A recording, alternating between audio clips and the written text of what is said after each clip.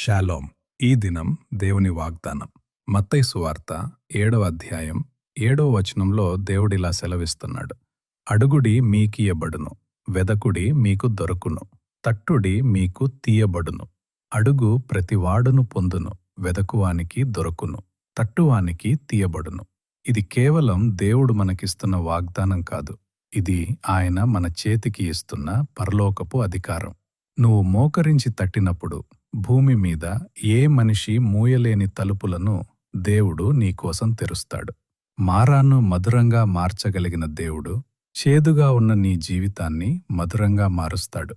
నాడు యెరికో కోట గోడలను కూల్చివేసిన దేవుడు నీ వెన్నంటే ఉంటే నీకున్న సమస్యలు ఆయన ముందు ఏపాటివి? నీ కన్న తండ్రిని ఎలా అడుగుతావో అధికారం కలిగి దేవుని బిడ్డలా ఆయనను అడుగు, ప్రార్థించు.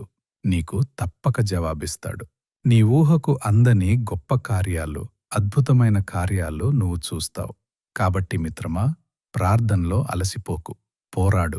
విజయం నీ సొంతం. ఈ వాగ్దానం నీ పట్ల, నీ కుటుంబం పట్ల నెరవేర్చి ఆయన మహిమలో మిమ్మల్ని వాడుకొనుగాక. ఆమేన్. ఈ సందేశం మీ హృదయాన్ని బలపరిస్తే లైక్ చేయండి, మీ మిత్రులకు షేర్ చేయండి, ఆమేన్ అని కామెంట్ చేయండి. మరిన్ని దేవుని వాగ్దానాల కోసం మా ఛానల్ని సబ్స్క్రైబ్ చేసుకోండి. దేవుడు మిమ్మల్ని దీవించునుగాక.